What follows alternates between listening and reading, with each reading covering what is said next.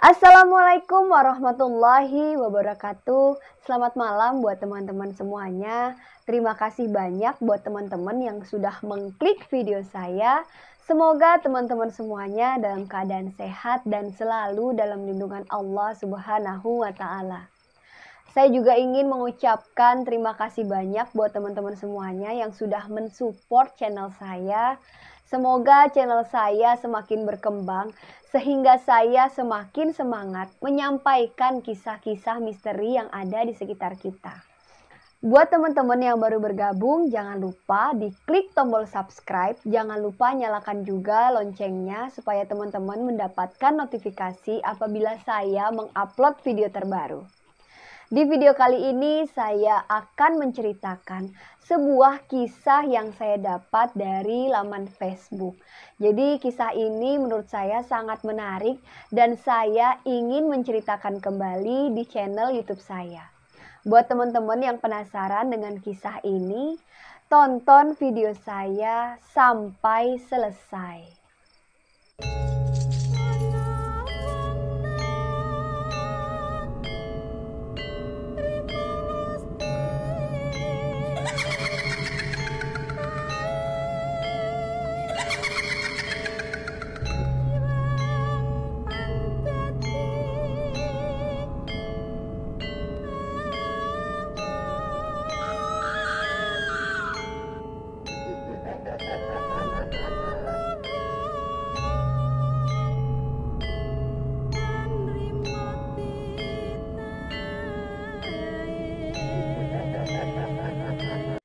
Kisah ini saya dapat dari laman Facebook yang bernama Sebut Saja Majid.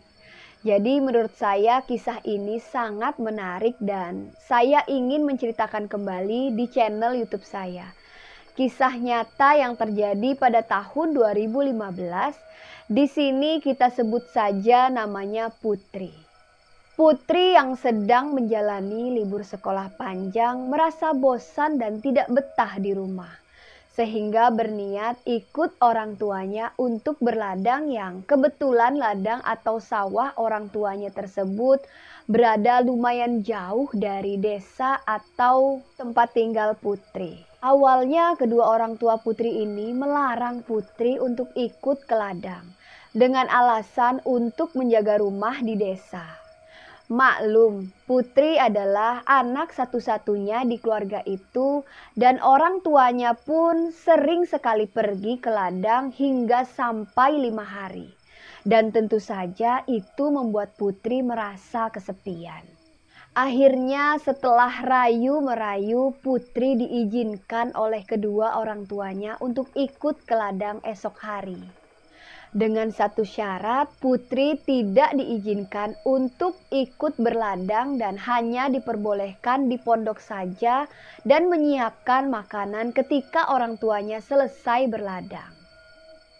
Keesokan harinya mereka pun berangkat ke ladang dengan Putri yang tentu saja bersemangat sekali. Kira-kira setelah 3 jam perjalanan sampailah mereka di ladang berada jauh di dalam hutan dan tidak ada lagi ladang-ladang warga lain selain yang digarap oleh orang tuanya Putri. Di sana pun jelas tidak ada satu rumah warga pun dan pondok sawah mereka adalah satu-satunya yang ada di hutan itu. Putri yang merasa cukup lelah akibat perjalanan siang itu pun mulai mengantuk. Ditambah lagi hembusan angin hutan sejuk yang terus berhembus menerpa tubuh lelahnya.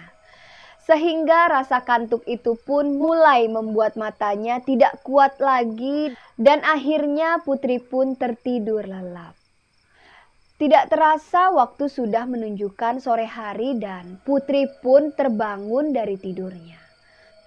"Abah, Umah," ucap Putri sembari berteriak dari tikar atau tempat dia tertidur tadi. Mendengar ayah dan ibunya tidak menjawab teriakan dari Putri, Putri berkata, "Ayah dan ibu di ladang mungkin. Gumam Putri dalam hati sambil berjalan ke belakang pondok mencari jamban atau kamar kecil yang kebetulan saat bangun tidur tadi dia kebelet ingin buang air kecil. Tepat berada di belakang pondok yang berjarak kira-kira 10 meter, terlihat jamban atau kamar kecil. Putri pun langsung setengah berlari menghampiri jamban atau kamar kecil itu. Namun, ketika sudah dekat dari daun pintu jamban itu, entah dari mana datangnya, tiba-tiba ayah Putri langsung masuk ke dalam jamban itu sehingga membuat Putri sedikit kesal.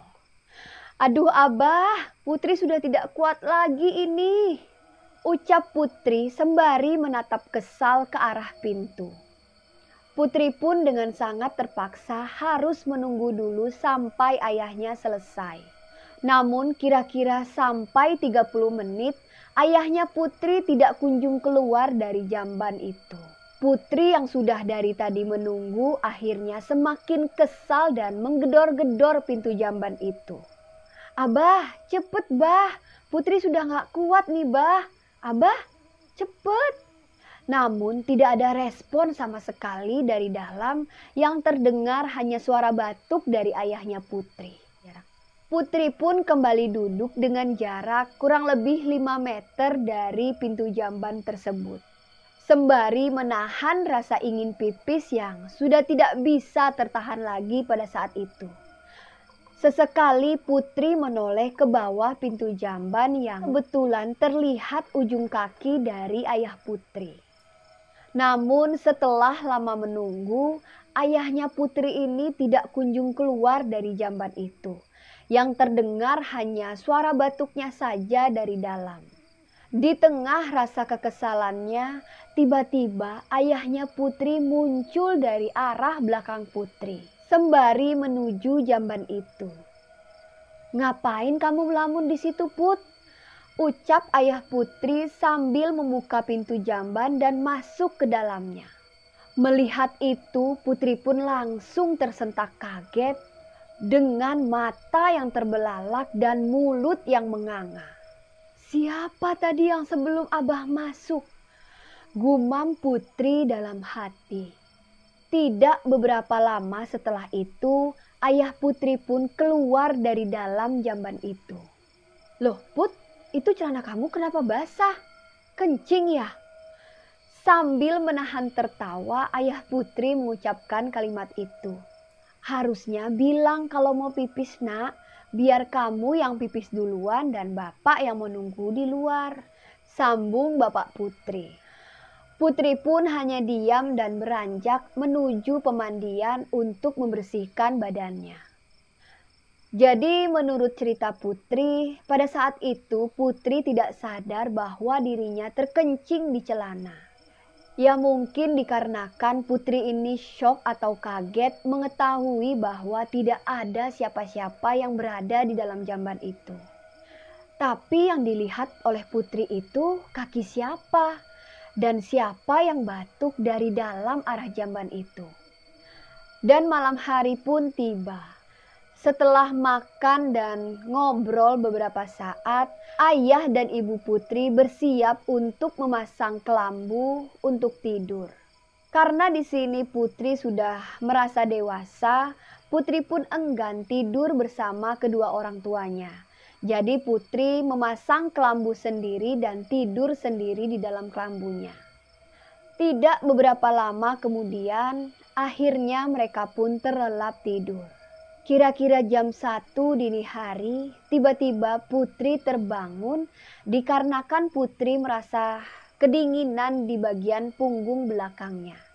Pada saat itu Putri tidur menghadap sebelah kanan. Di sini Putri merasa sedikit aneh dikarenakan hawa dingin yang berasal dari arah belakang tubuhnya itu dirasa Putri benar-benar sangat dingin.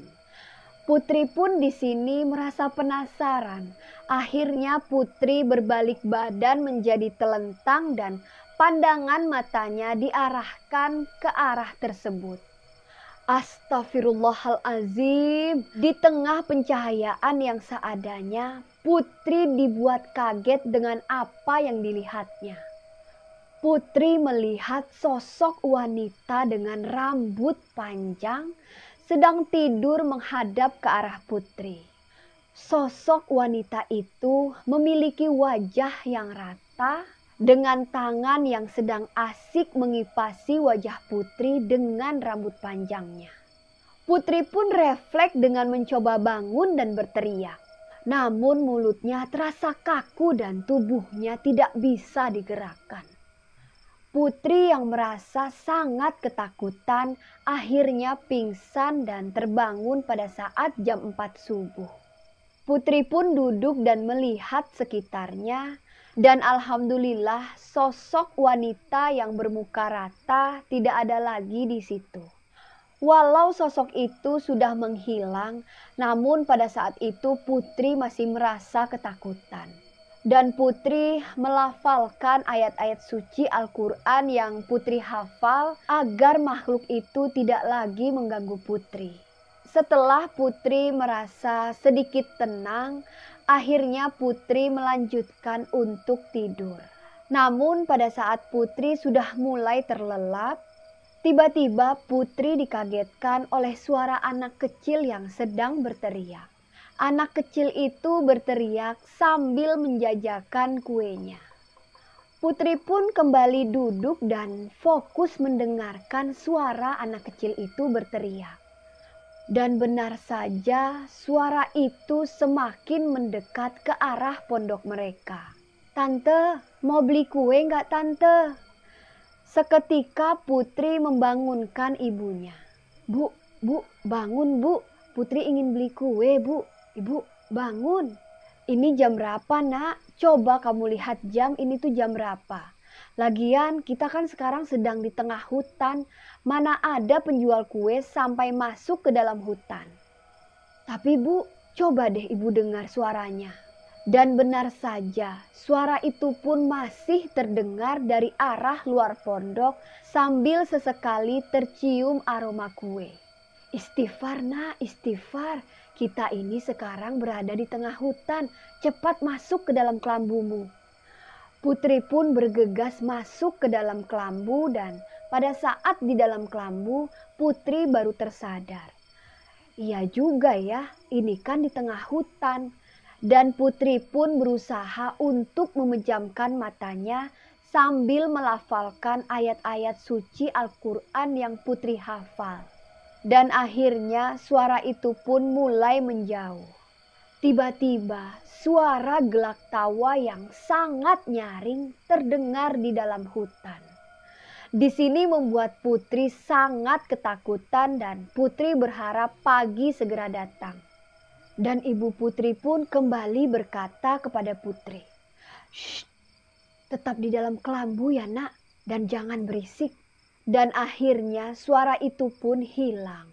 Pada pagi harinya, Putri merengek minta diantarkan pulang dikarenakan Putri trauma dengan kejadian-kejadian yang Putri alami dari sore, malam hingga subuh hari. Ayah dan ibu sudah tahu nak tentang hantu muka rata dan anak kecil penjual kue itu. Dan itulah alasan kami tidak membawa kamu ke sini.